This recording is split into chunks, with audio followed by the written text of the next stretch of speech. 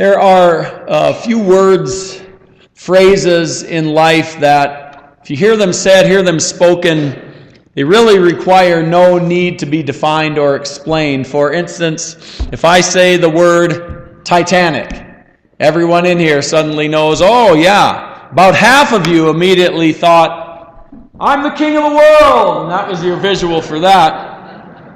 The word Titanic, you might or might not know, means exceptional strength and size and power. If you had gotten on the Titanic on April 10, 1912, you would have looked around and you would have gone, wow, what an amazing vessel.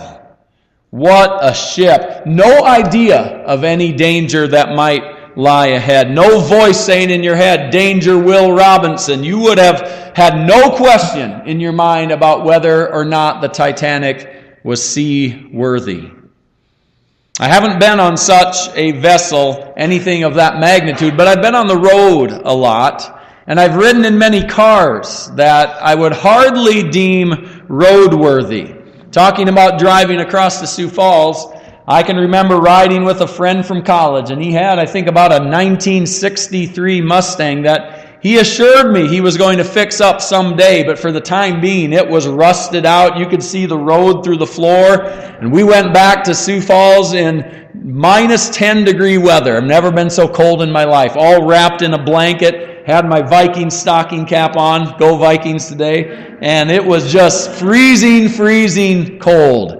Hardly road worthy. You might know vehicles like that. Bald tires, rusted out, shake when you start, shake when you stop. There was a little old lady that was driving such a car down the highway and driving at a pretty good speed. Just a jalopy, and she went by this highway patrolman and she zoomed right past. And not only did he notice the condition of the car, he saw that it was swerving back and forth on both sides of the highway. So he drives and zooms up ahead, pulls up alongside her. And he gestures to her to roll down the window and yells at her, pull over, because what he sees when he gets up beside her is that this little old lady is knitting. She's knitting. So he yells again, pull over. And she says, no, it's a scarf. On that note, let's go to Scripture, please. See if I can redeem myself here. Philippians 1:27 through chapter 2, verse 4. So we're going to bridge two chapters, the ending of chapter 1, beginning of chapter 2. Philippians 1:27 through chapter 2, verse 4. Paul writing from Rome, writing separated from people that he loves, writing in prison. And he says this, whatever happens, conduct yourselves in a manner worthy of the gospel of Christ.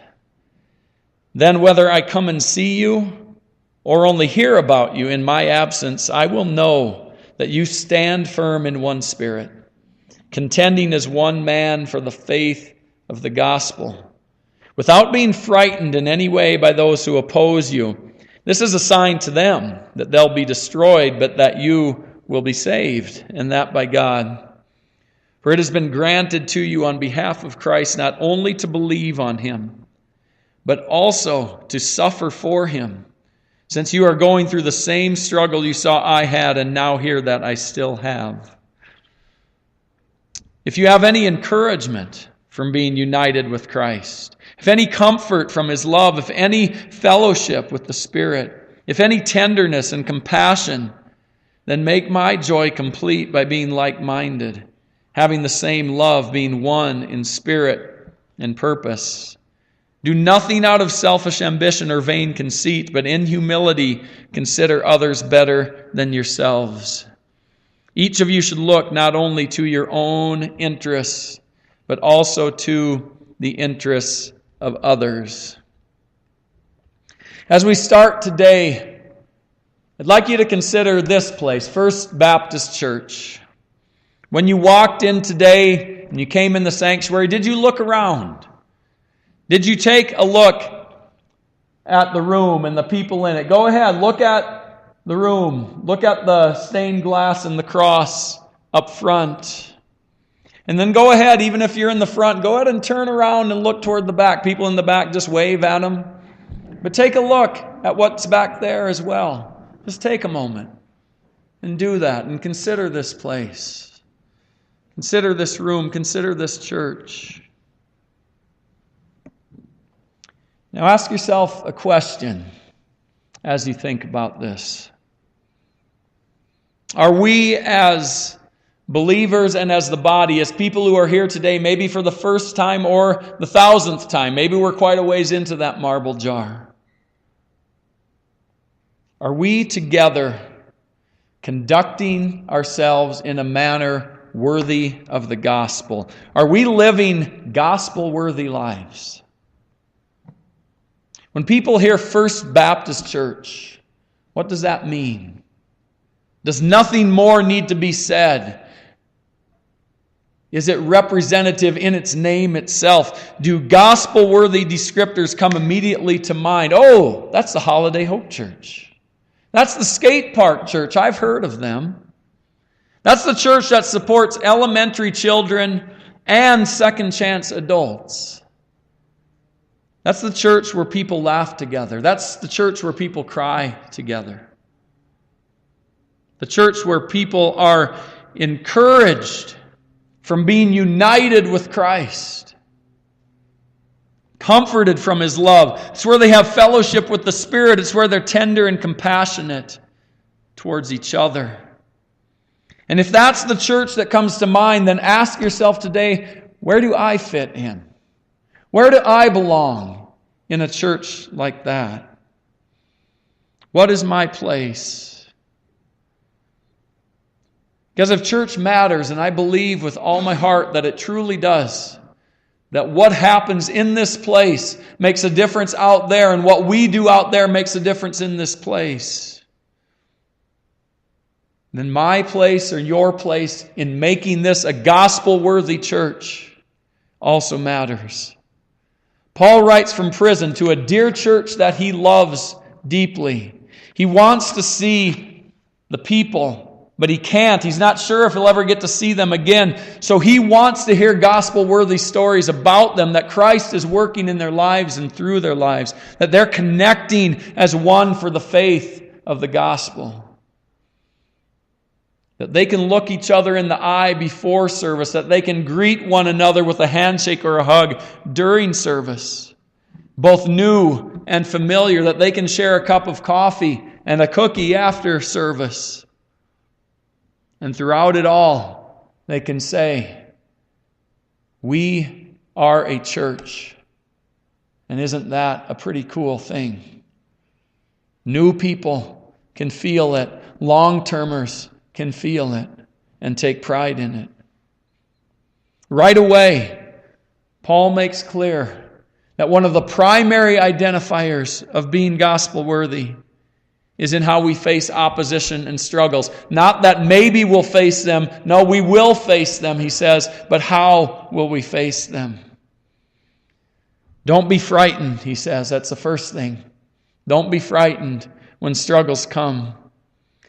Because if people oppose you, or in Paul's case, if people have you put in prison, then realize that those without Christ don't understand. They don't know what it means to be a follower of Christ.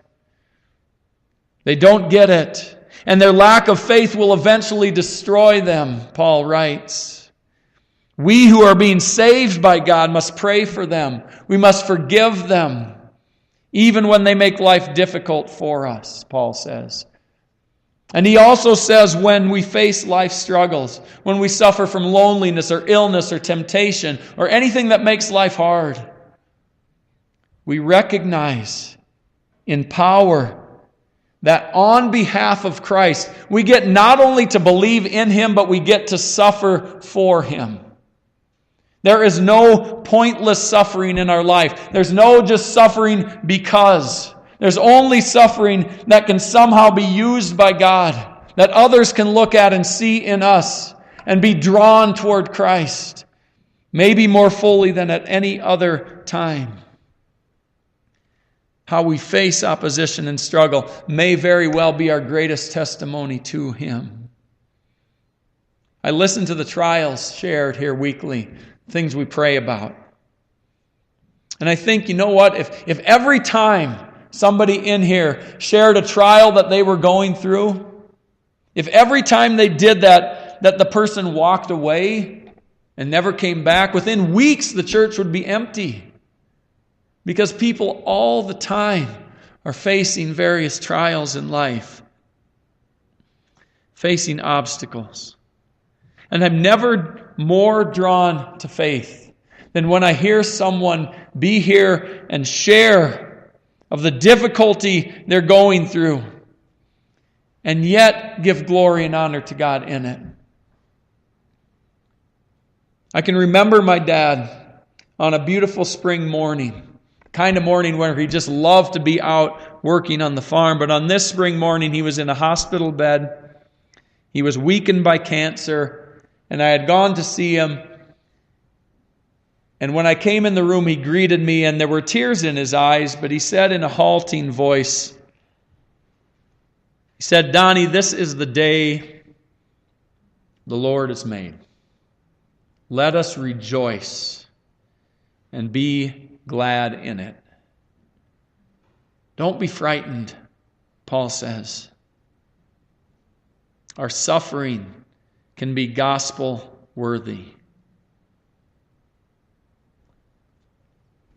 So if that is the case, then chapter 2 goes on to say, well, then what of our doing?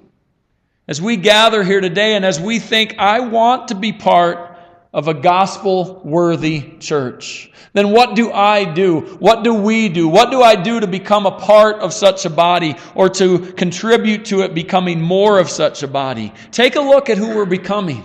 If you've paid attention, if you've been around here any length of time, we have a good number of us who are over 50s, over 60s, over 70s, and on up. We have a number of returnees to First Baptist that have been away for a time and are back, and we praise God for that. And we have an increasing number of newer folks, of younger families and couples.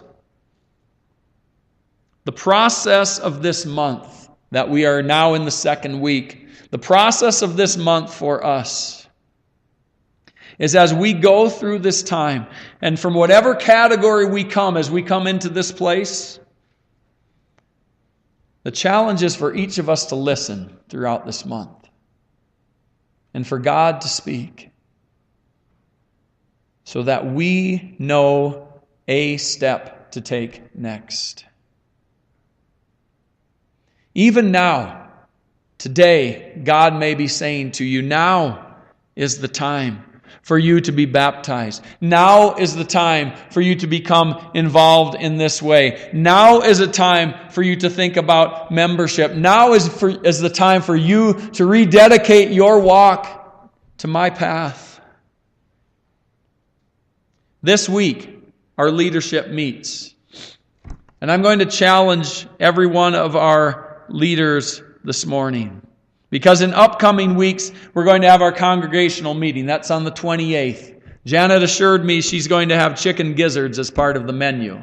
Said I wouldn't show up if she didn't. So add that to something to look forward to.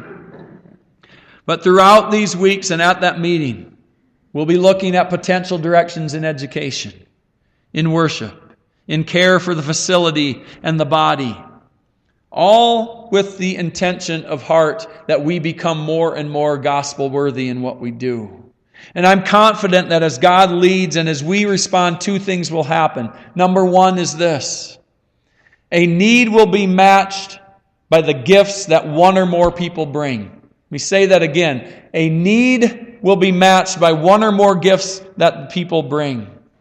God never says, this is an area of need for your body to meet, and then say, oh, by the way, good luck finding somebody to fill it. That's not how God operates. If there is a need, then there is a gifted person to help fulfill that need. But we feel that way sometimes, don't we? That, well, if I don't do this, then I guess nobody else is going to do it. Nobody else will ever fill in.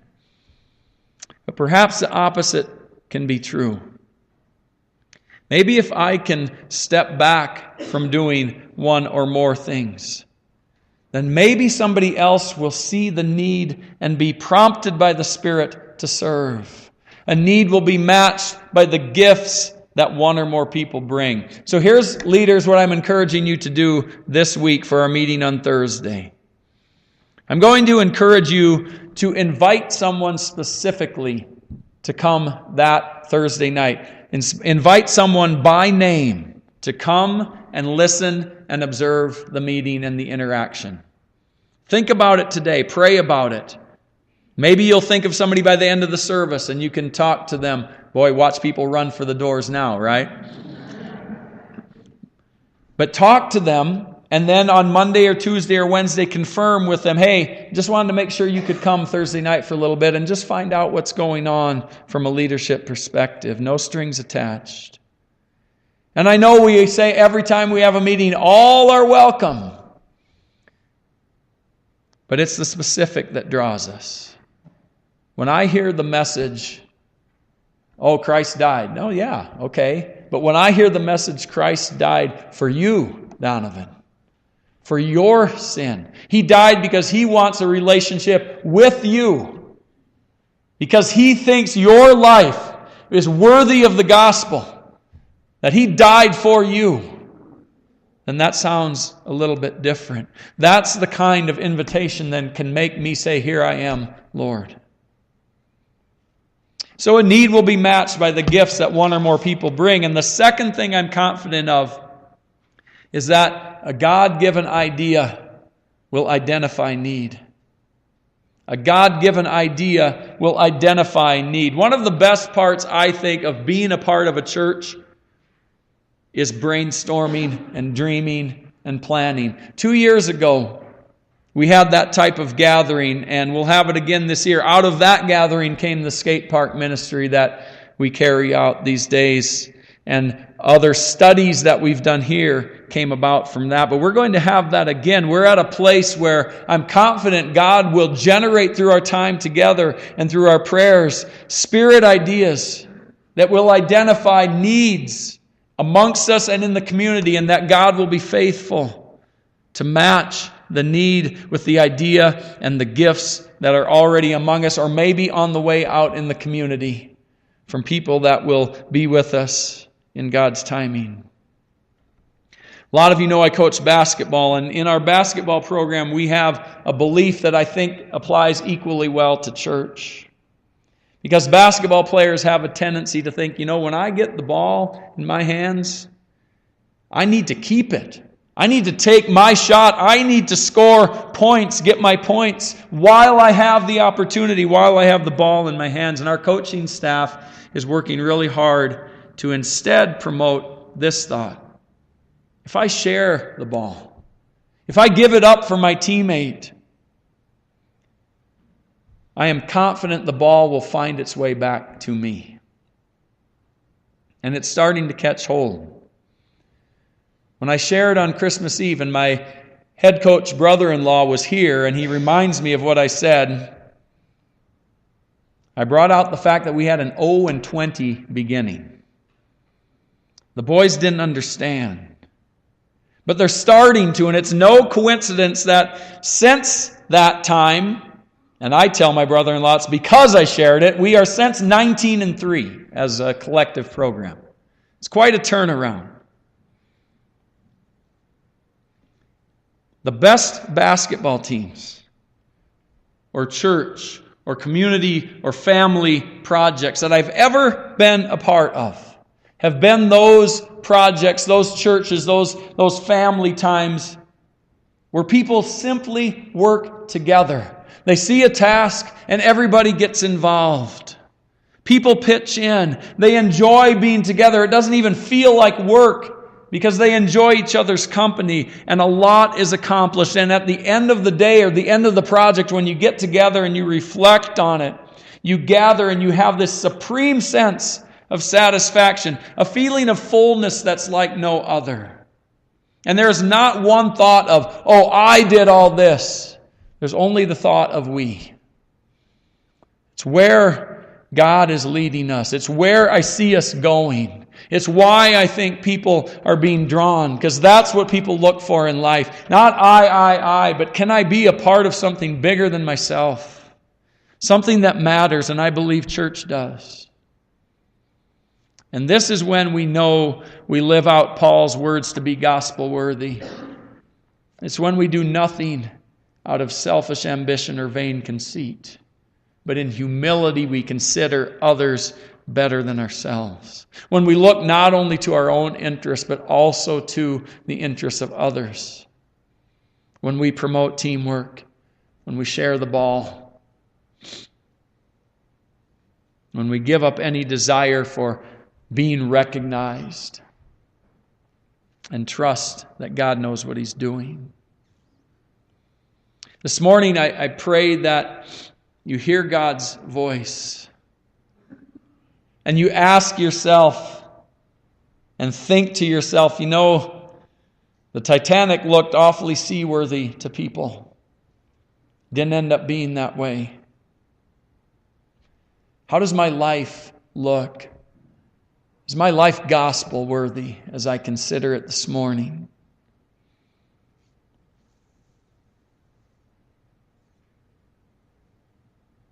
Gospel worthy for you today might mean struggling in some way. It might be going through the most difficult thing you could imagine or maybe never could have imagined. That might be where you are. Gospel worthy this morning might mean God speaking to you and you thinking in response, you know what? This needs to be stripped away from my life. Or this needs to be added into my life. I had 2 students contact me that were back from college, 2 students over Christmas break, and the first one went off to college and she went off to school, and it was a healthy thing for her. But she said, some of the things I left behind in my family, even though they were very dysfunctional, now that I'm not around them, I am having a hard time knowing what to do, even though I know those things weren't healthy. But it's caused me to struggle in school. And she said, so I've been praying probably more than I ever have. Another young man contacted me and he said, if you have a chance, I'd like to get together with you sometime, because I really am sensing God closer in my life than I ever have before. This is a young man who shared at FCA a year ago that he wasn't sure where he was with God, where he was with Christ, but he really was seeking after it. And you could hear the change in his voice just a year later, that Christ is a part of his life intimately. So I know God does that in people's lives. And we're blessed when we can hear back that is happening. And maybe God is speaking to you this morning in that same way. If He is, listen. I can't tell you what you should do. Only God can do that. Think of your own life and think again of this place, First Baptist Church. Is this a place where you can become more gospel-worthy in the way you live? Can you contribute to this body becoming more gospel-worthy? I know church matters, and I know it's making an impact, both impact that we see and do not see. Think of your place in it. Would you bow your heads this morning, please? Dear God, I thank You for each unique life represented here this morning.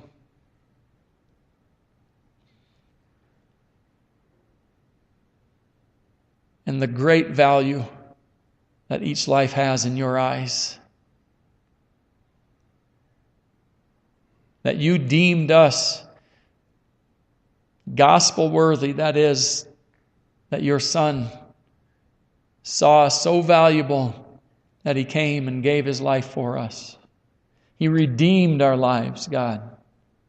And we heard in our story shared just earlier that our time is not unlimited here. God, would you help us in these days see your face and hear your voice? Would you help the days that we have become more and more gospel worthy? And would you do that through our church, God? We give you thanks for the changes and the growth and the way you're moving in people's lives, God. Would you give us direction for the next step and steps in that? And God, I pray this morning for any of those here or of those we're connected to as they go through the struggles and trials that they're facing. God, it can be very difficult to see that suffering can be of benefit,